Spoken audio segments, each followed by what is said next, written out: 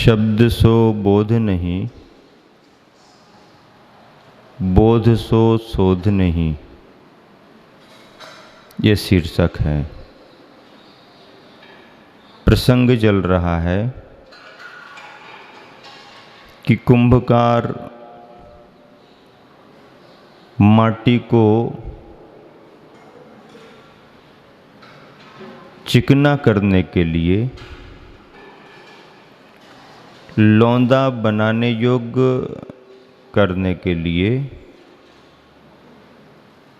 माटी को रौंदने के लिए तैयार होता है।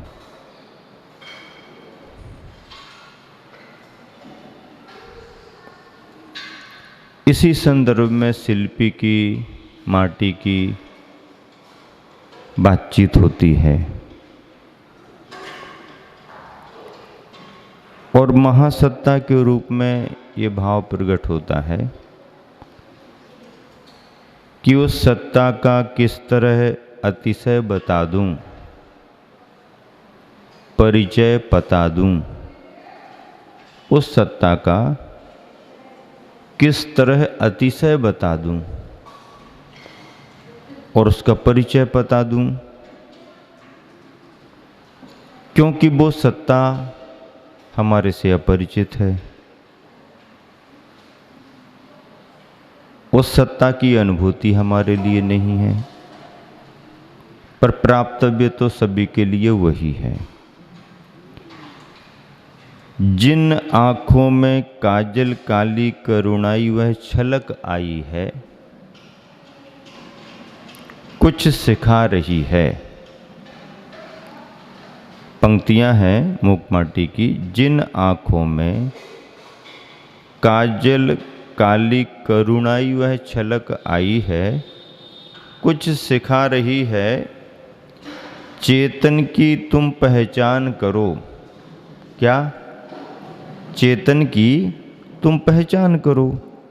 जिन अधरों में प्रांजल लाली अरुणाई वह झलक आई है, कुछ दिला रही है। समता का नित अनुपान करो। समता का नित अनुपान करो। जिन गालों में मांसल वाली तरुणाई वह ढुलक आई है, कुछ बता रही है। समुचित बल का बलिदान करो। चेतन की पहचान करो, समता का अनुपान करो और समुचित बल का बलिदान करो। बहुत बड़े संदेश हैं। जिन बालों में अलिगुण हरणी कुटलाई वह भनक आई है, कुछ सुना रही है। काया का मत सम्मान करो। काया का मत सम्मान करो। और जिन चरणों में सादर आली चरणाई वह पुलक आई है, गुनगुना रही है। पूरा चलकर विश्राम करो। पूरा चलकर विश्राम करो। विश्राम करना है, लेकिन विश्राम करने के पहले चलो तो। और चलना शुरू किया है तो पूरा चलो, फिर विश्राम करो। अब चलने का काम तो है ही नहीं, काम कुछ किया ही नहीं, फिर भी थक गए। आराम करना है, क्यों थक गए हैं? काम क्या किया? काम तो कुछ किया ही नहीं है, तो फिर किस बात में थक गए? लोग काम करने के बाद भी आराम नहीं कर पा रहे हैं और ये बिना काम किए ही थक रहे हैं। गाड़ी चली नहीं, रोको। अरे चलने दो थोड़े आगे। चली नहीं, रोको। पूरा चल करके रुकेंगे, बीच में नहीं रुकेंगे। देख लो पहले, गाड़ी वाला कह देता है पूरा चल के रुकेंगे। फिर मोक्ष मार्ग में भी गुरुवर का संदेश कविता के माध्यम से है। विश्राम करना ठीक है, परिश्रम जो करता है थकान आती है। परिश्रमी के लिए, पुरुषार्थी के लिए आराम करना कोई बुरी बात नहीं है। थकान दूर इसलिए करते हैं कि फिर से तरोताज़ा होकर के कार्य में लगेंगे। ये तो ठीक है, लेकिन कुछ करें कुछ चलें तो फिर आराम की बात करें। पंक्तियां कह रही हैं कि पूरा चलकर विश्राम करो। सिद्धों ने ऐसा चलना शुरू किया कि चले तो इतना चले कि उस जगह पहुंच गए जहां से फिर अब आगे कहीं जाना नहीं। हमारा तो आवागमन लगा हुआ है, आए नहीं कि जाने की आकुलता शुरू हो जाती है, गए नहीं कि आने की आकुलता शुरू हो जाती है। ना आने में शांति है और ना जाने में शांति है। वहाँ है तो यहाँ की चर्चा, यहाँ है तो फोन लगा लिए होंगे, क्या चल रहा, हो गया कि नहीं हो गया, खाना हो गया है। वहाँ है तो फोन, महाराज जी का आहार हो गया क्या। वहाँ है तो यहाँ की चिंता, यहाँ है तो वहाँ की चिंता। जहाँ है वहाँ की चिंता करो, जहाँ है वहाँ की चिंता करो। ऐसा कहते हैं कभी लोग।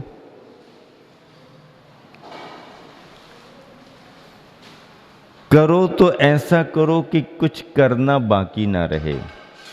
क्या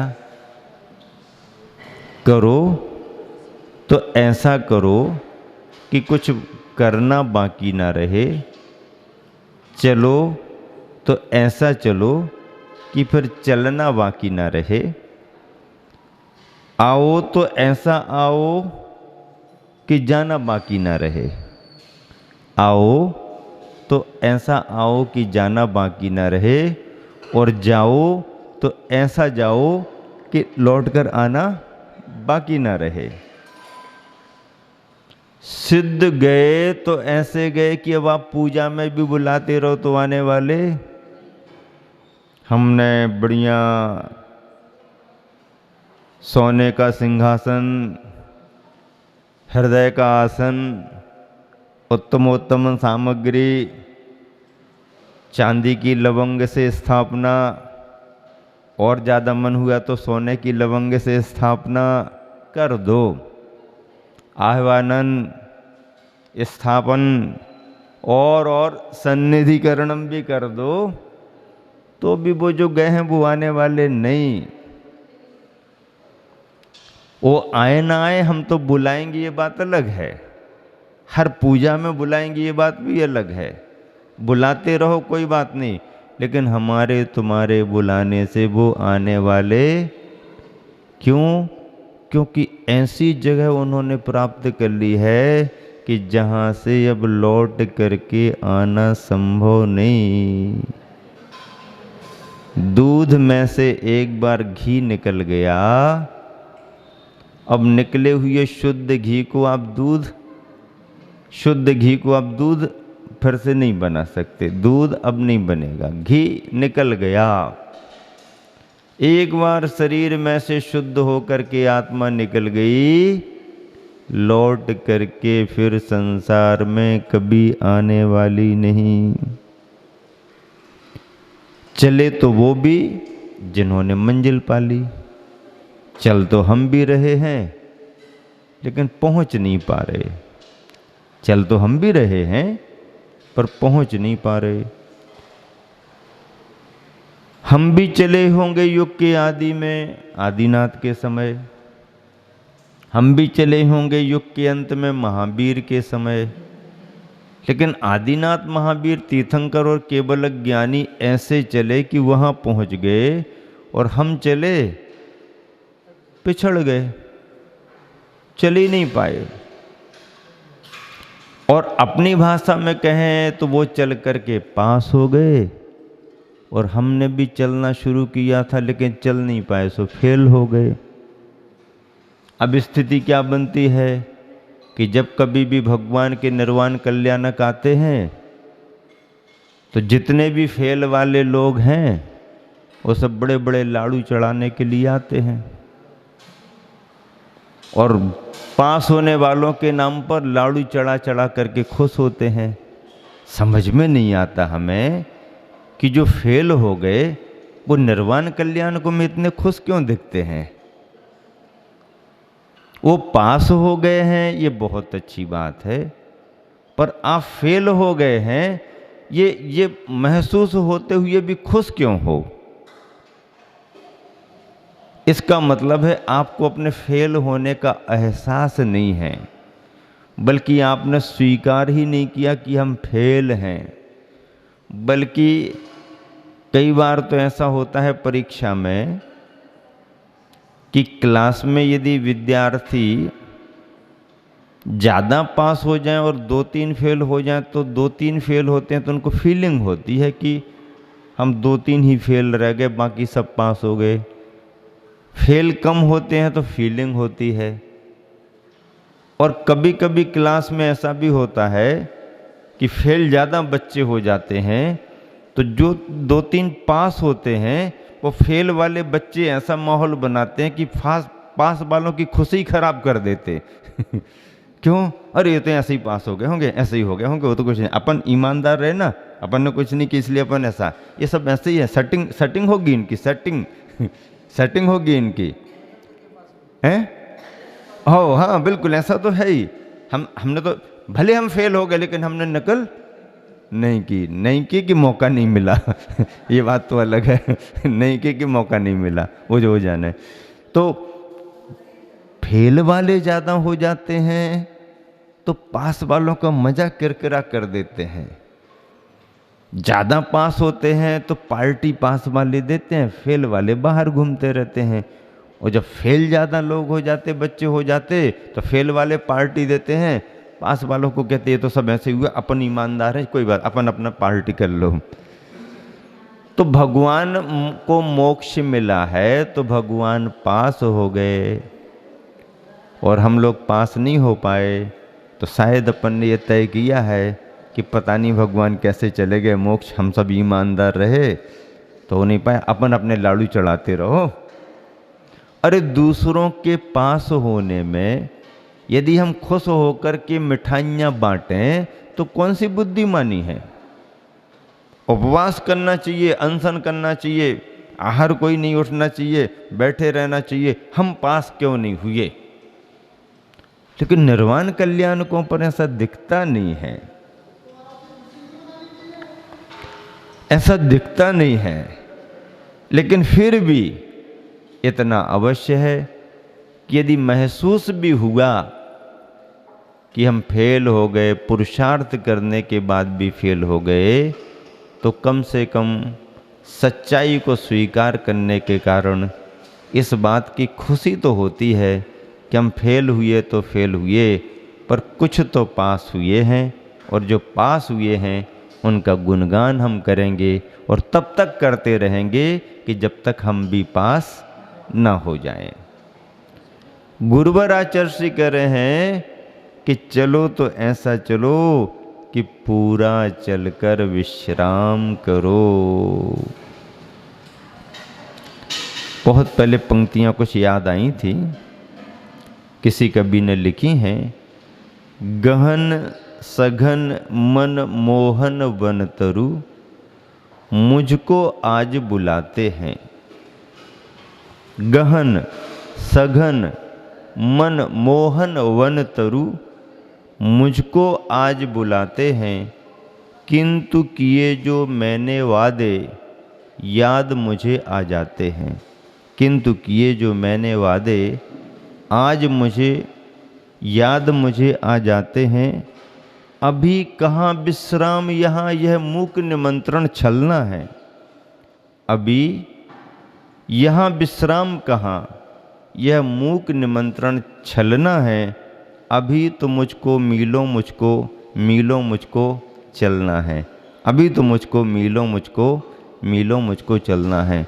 जिसके लक्ष्य में ये है कि अभी मुझको और आगे बढ़ना है और आगे चलना है, वह आराम करते हुए भी आराम करने जैसा नहीं रहता और उसे आराम करने का भाव भी नहीं होता, क्योंकि लक्ष्य में आगे बढ़ना है, लक्ष्य में निरंतर चलना है।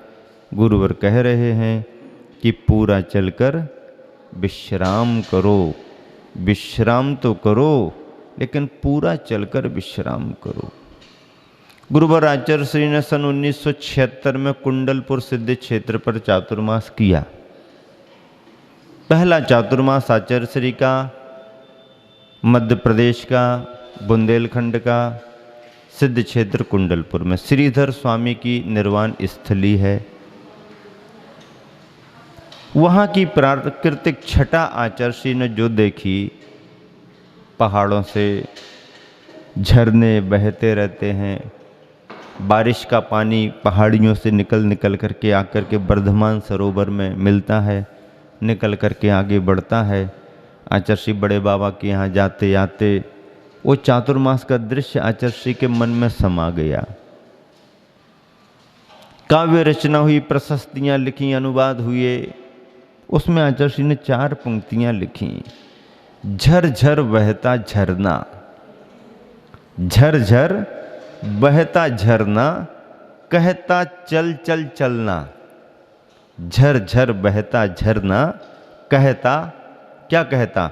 चल चल चलना। चल चल चलना तो कहाँ तक चलना? उस सत्ता से मिलना, चल करके उस सत्ता से मिलना कि पुनि पुनि पड़े न चलना। जा करके बह करके उस सत्ता से मिलना, पुनि पुनि पड़े न चलना। झरना निकलता है, बहता है, नदी बनता है, आगे बढ़ता है, समुद्र में मिल जाता है। ऐसे स्थान को, ऐसी सत्ता को पा लेता है कि फिर उस झरने को लौट करके चलने की जरूरत नहीं। मूक माटी में प्रासंगिक ये पंक्तियाँ यही प्रेरणा हम सबको दे रही हैं कि पूरा चलकर विश्राम करो। चतुर्मास चल रहा है, यात्री लोग आते रहते हैं। रविवार के इस दिन में बागीदोरा का स्वाध्यायी महिला मंडल आया हुआ है। ब्रह्मचारी भाई भी यहाँ पर हमेशा की तरह खूब धर्म लाभ ले रहे हैं। निरंतर कोई ना कोई आ ही रहे हैं आसपास से। बागड़ का ये माहौल है, बागड़ की समाजें हैं। लेकिन इन सब से हम यही तो कह रहे हैं, फिर आना फिर जाना, फिर आना फिर जाना, फिर आना फिर जाना। कितनी बार आना जाना करोगे? चलो तो ऐसा चलो कि फिर लौट करके आना ना पड़े।